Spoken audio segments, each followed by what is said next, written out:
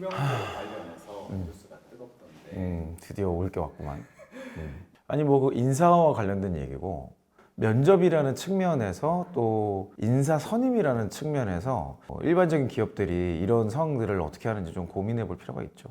그래서 이것들을 잘 모르시는 분들이 제가 간략하게 요약을 좀 해드리면 클린스만 감독 선임이죠. 지난번 아시안컵 4강에서 우리가 사실 그 어느 때보다도 우승의 가능성이 높았던 황금시기인데 그 멤버를 가지고 4강까지밖에 못 갔다? 이거 자체가 좀 사실은 이해할 수 없는 내용인데 그 감독이었던 클린스만 감독 선임에는 또 좀 문제가 있었던 것들이 보이고 그 이후에 이제 여러 임시 감독 체제로 막 가다가 지금 이제 정식 감독을 선임도 홍명보 감독도 사실 문제가 많다는 형태가 아주 의혹뿐만이 아니라 팩트들이 막 발견되고 있죠.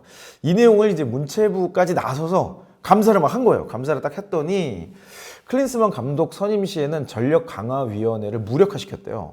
그러니까 전략강화위원회는 뭐냐면 이게 뭐 축구 감독이라는 게 그냥 뭐 축구 좋아하는 사람 잘하는 사람 뽑는 게 아니고 그 분야의 최고 전문가 선수들을 잘 융합시키고 그들을 활용한 전략을 만들고 지시를 하고 소통할 수 있는 뭐 이런 리더십도 필요한 거예요. 여러 가지를 종합적으로 봐서 선임을 해야 되기 때문에 이게 뭐 그냥 대한축구협회 뭐 임원들이 모여가지고 논의할 그런 문제가 아니라는 거지. 그래서 전략강화위원이라는 기술적인 어떤 전문성을 가진 사람들로 위원회를 꾸리고 이들이 추천하고 이사회를 선임해서 여기에서 확정하는 이런 절차를 두고 있는 거예요.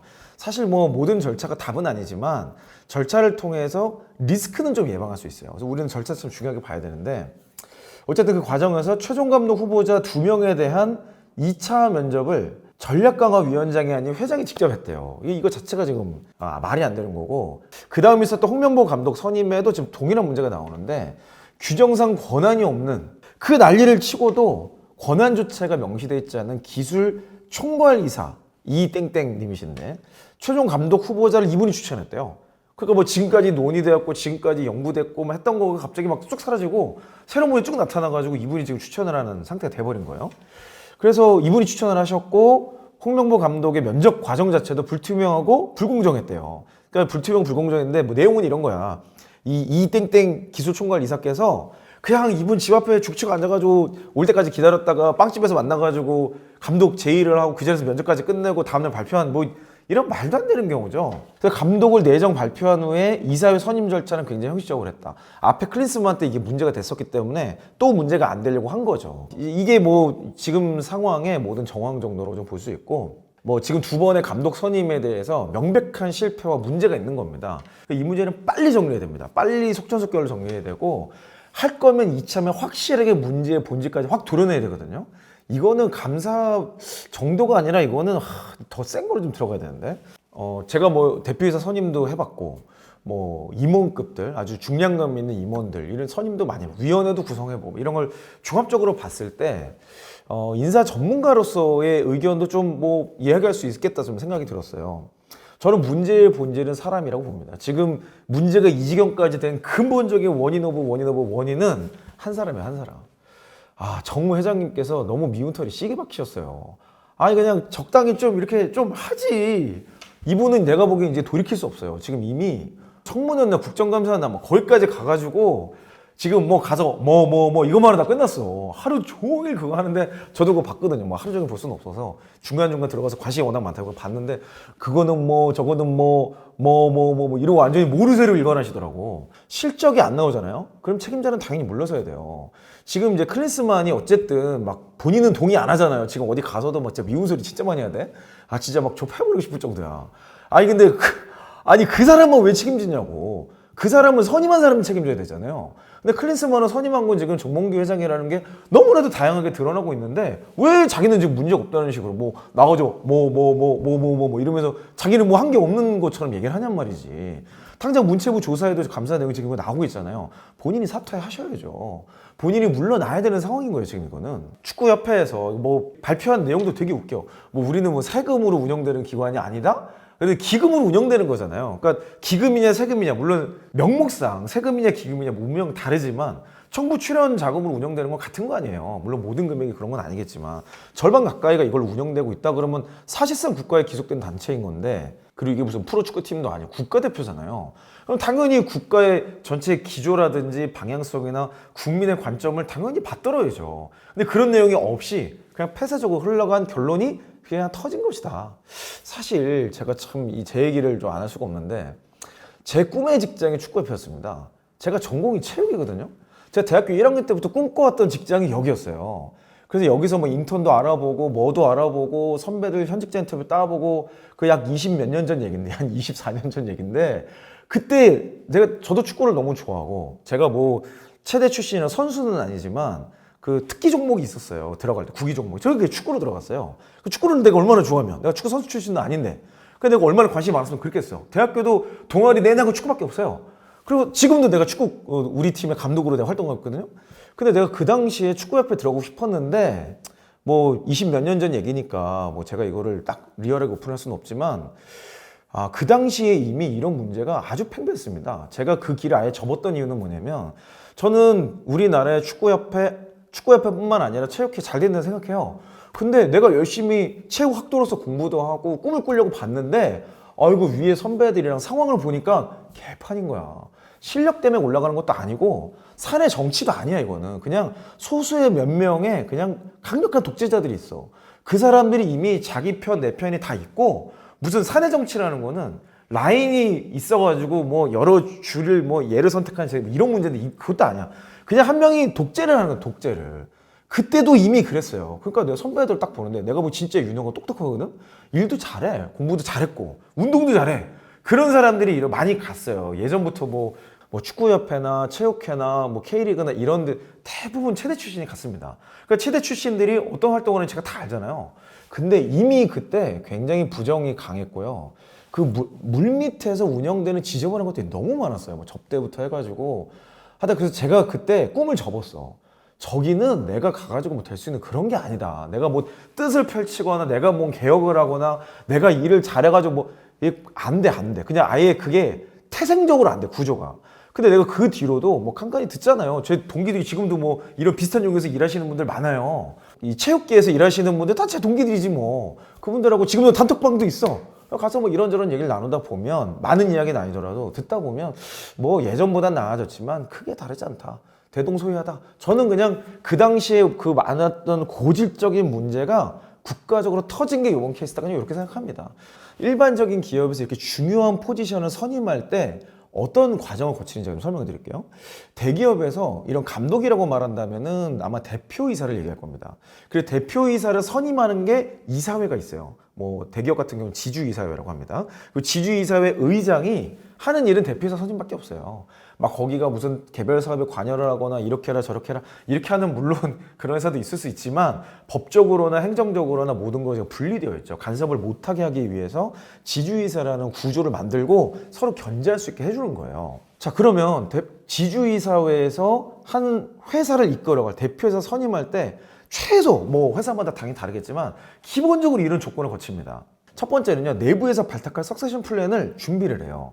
이 석세션 플랜이라는 거가 뭐 좀 전문 용어기도 하고 일반적이지 않은데 후계구도 준비하는 거예요. 국내외 이 기업에서 대표이사를 대체하는 석세션 플랜을 아무리 짧아도 10년 준비합니다. 10년 정도를 여러 풀들을 보면서 테스트도 해보고 검증해보고 이러면서 가는 거예요. 이거를 우리 축구협회에 제안한다면 뭐 이런 거죠.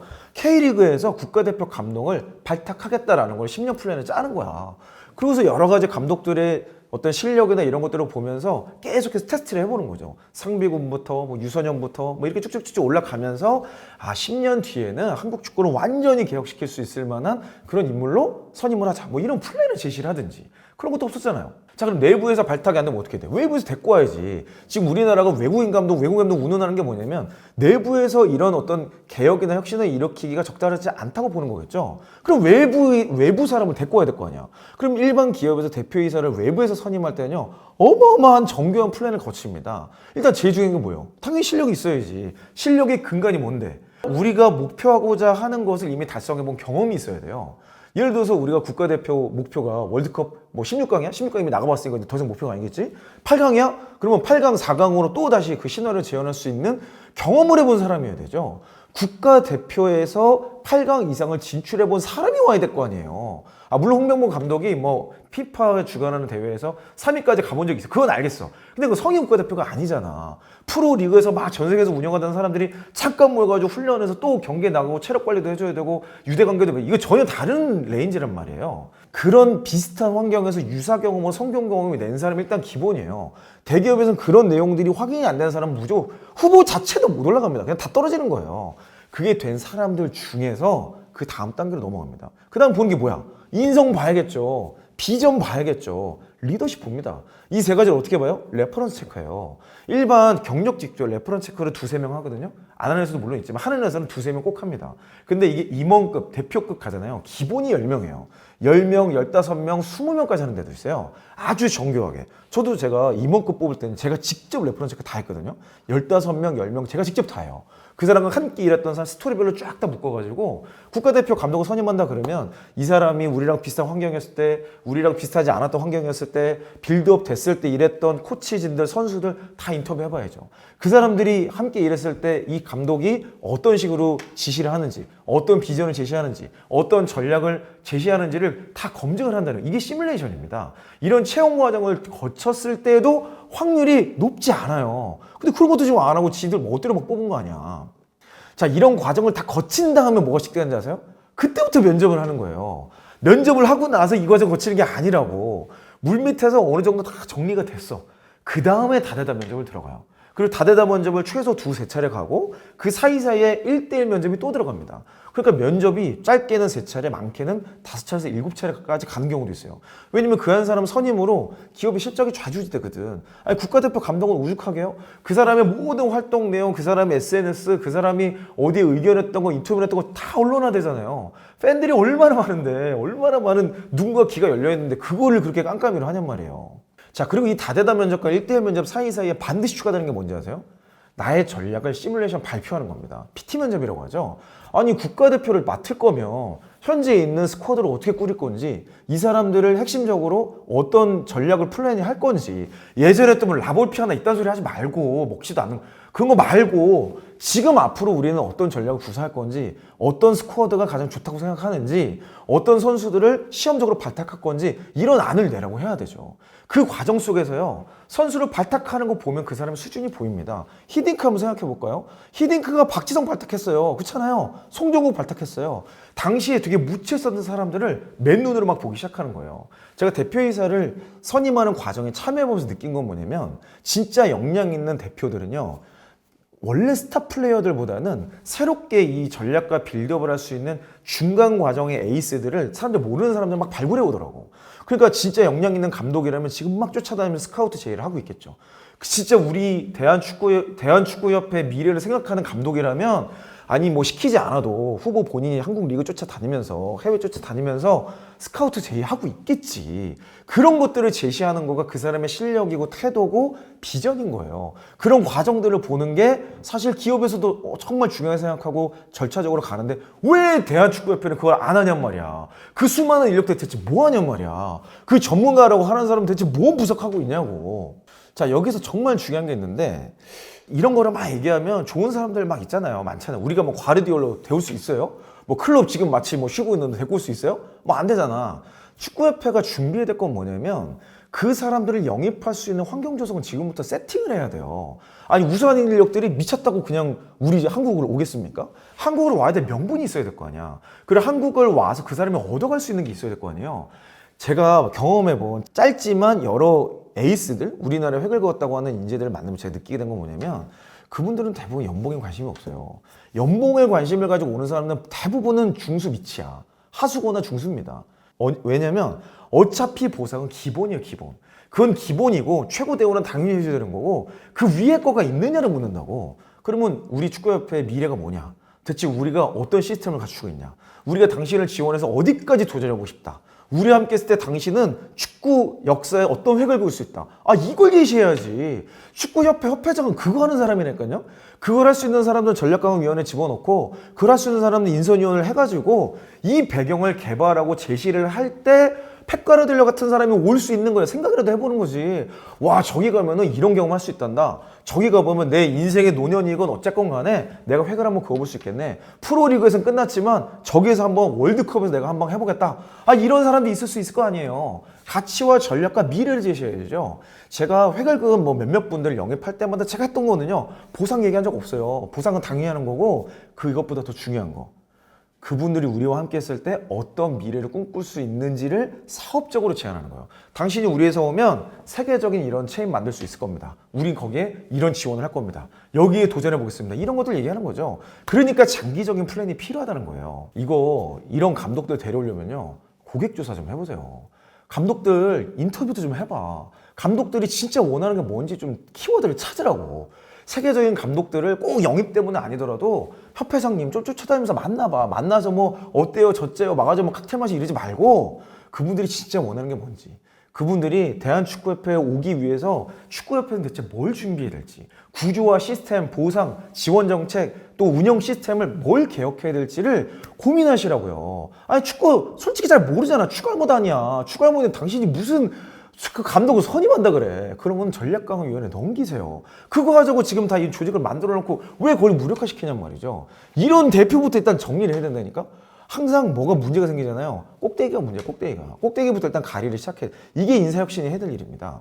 자, 그래서 저는 오늘 영상 마치면서 그냥 면접왕 이영으로서 저는 좀 파격적인 제안 한번 하고 싶어요. 뭐 이걸 축구협회에서 볼 일도 없고 지금 뭐 국회의원들이 난리쳐도 뭐 콧방귀 끼고 뭐 이러고 자빠졌는데 뭐 보겠어요? 뭐 하지만 저는 우리 구독자분들에게 아니 뭐 이렇게 한번 해보면 좋겠다라고 제안하고 싶은 게 하나 있어.